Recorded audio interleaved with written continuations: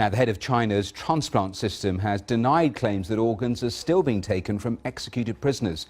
The former deputy health minister says there are plenty of organs available from patients who die in hospital, as well as rising numbers of people registering for the country's new organ donation system.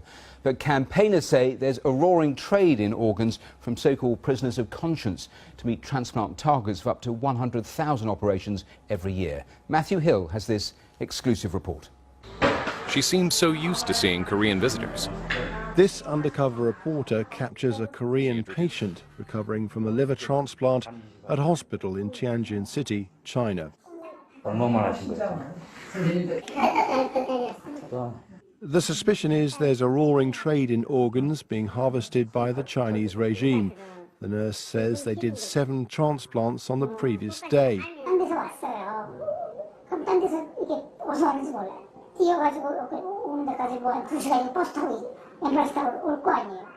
In other countries, it can take years to get a suitable organ, but here it's only weeks. So where are they coming from? China admits it used to take organs from executed prisoners and claims it stopped the practice in 2015. But this campaigner believes organs are still being harvested from prisoners of conscience. Falun Gong is a spiritual movement based on meditation, but regarded as an illegal sect by China. In 2005, Annie was sent to this re-education camp in Beijing. She claims healthy Falun Gong practitioners like her were given invasive and unwanted medical tests. I was severely tortured mentally and physically, but at the same time, they took all these Falun Gong practitioners to the nearest hospital and have a regular body check. They include like chest x-ray, liver test is ultrasound, and a blood test every 3 months. Another Falun Gong detainee who was released last year also believes organs are being procured from prisoners of conscience. So in the jail hospital for a few times, they took my hand inside a window, and then they would have a rubber band wrapped around my arm, and then took the needle over there and then take the blood out. And not just me, all the practitioners of Falun Gong. They force you to renounce your belief. So if you don't do so, they would beat you up. They choose places like your legs, your arms, and your hip part, but your organ part, they don't touch. I've come to a gathering of international transplant surgeons in Madrid. Transplant surgeon Zheng Shusen is also a local leader of an organization set up to persecute Falun Gong followers. I wanted to ask him about a controversial paper he'd written, which falsely claimed no prisoners' organs were transplanted. Did you, in the paper, you misled people about the organs? You said they were not from prisoners.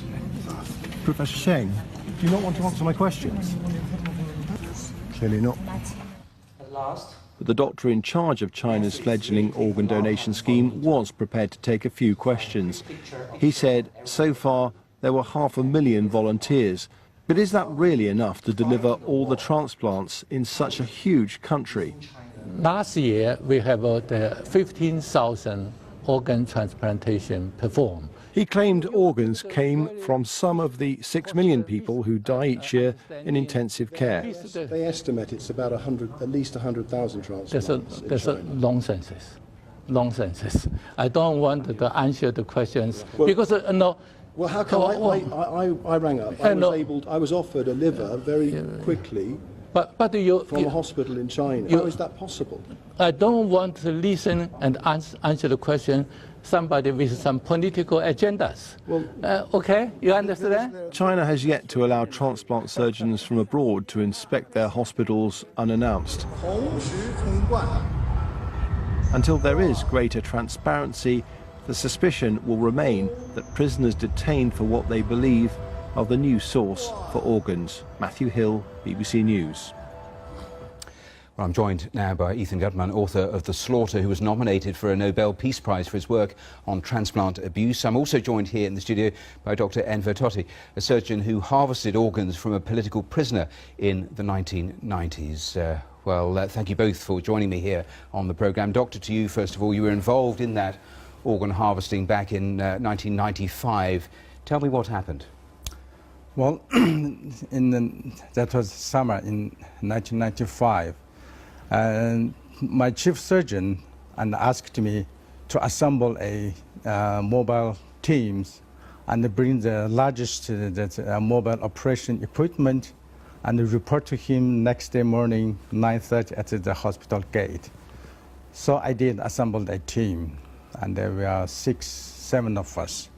So next day morning, 9:30, we appeared at the hospital gate.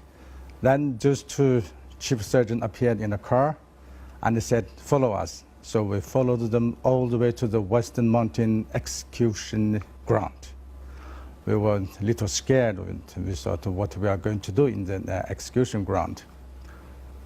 Upon the arrival, we had been told that you wait behind this hill. When you hear the gunshots, then you come in. So we took the order, and we patiently wait behind the hill. Then we heard the gunshot. The gunshot is not like machine gun shot, it's like many rifle shot at the same time. So we rushed in. Then there was one police officer told me, the far right one is yours. So we went to the far right one. There was a man shot to the chest, lying down the ground. And he was shot on the right-hand side of the chest, away Yes. from the organs. He was still alive, wasn't he, when you took those organs out? How does a professional doctor like yourself agree to be part of that? Well, you know, in China at that time, because we were born straight into the washing machine, got our brain washed.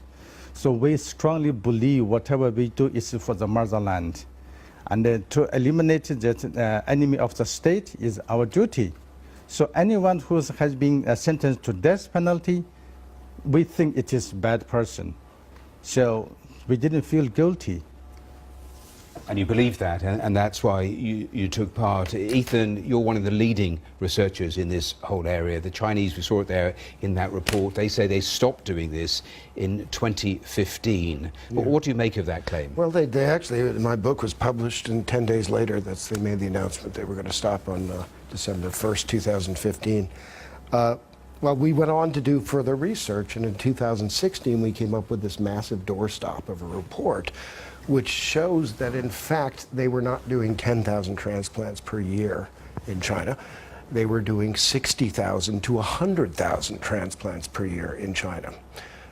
Now, that figure is pretty indisputable because Congress got behind it, and so did, actually, after looking at it quite skeptically at first, and so did the European Parliament. And where do you think the organs for that come from? Do you concur with what you just saw in that report? We cannot explain this any other way. I mean, we even know that the Chinese have made announcements that they're not harvesting regular criminals, murderers, rapists, and so forth at the same rate. I don't think they are. The gap is huge. It's enormous. It can't be filled. Even their made-up numbers on voluntary donations cannot fill this gap. And that leaves Uyghurs, Falun Gong, Tibetans, house Christians. And the fact is that the Uyghur situation has, in a single year, turned into a human rights catastrophe. Now, some governments have banned their citizens going abroad for organ transplantation. Do you think that needs to become a global ban? I do, but I would just want to mention those countries because they're worthy of some special respect. The first one was Israel. I believe the second one was then Italy and Taiwan and Spain. Now, Taiwan right now is going through a political cycle and an election cycle, and their Ministry of Health just announced that 9,000 Taiwanese have gone to the mainland for organs, and they are going to stop that, and they're going to cut off, at least they have mentioned the idea of cutting off the anti-rejection drugs to those patients, or at least cutting off the funding for that. Doctor, a final question to you. Do you think this practice is still going on? And as a Uyghur, you heard what Ethan was saying about that community being targeted along with the Falun Gong. And you said to me a little earlier that at the time you didn't feel guilty. When you reflect back on that a couple of decades back now, in the position you're in now, do you feel guilty in terms of what you did? I did. Because when I come to this country, I learned for the first time what is called civilization and what is called human rights. Then when I met Ethan Gutman presenting the book, and I felt that is the time I have to confess this and tell the world. And from this this advertisement for the organs, for example, they can get you an organ in 4 hours time.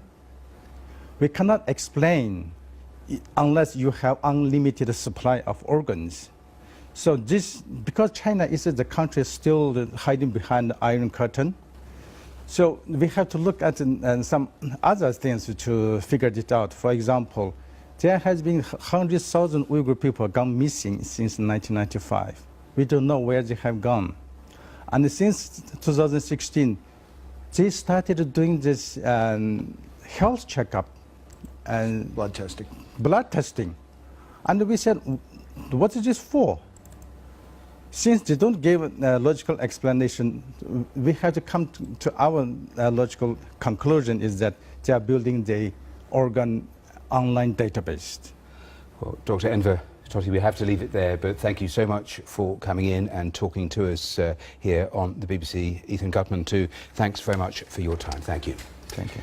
And for more on that story, you can listen to the World Service documentary, Who to Believe? China's Organ Transplants. You can find that on our website at BBC.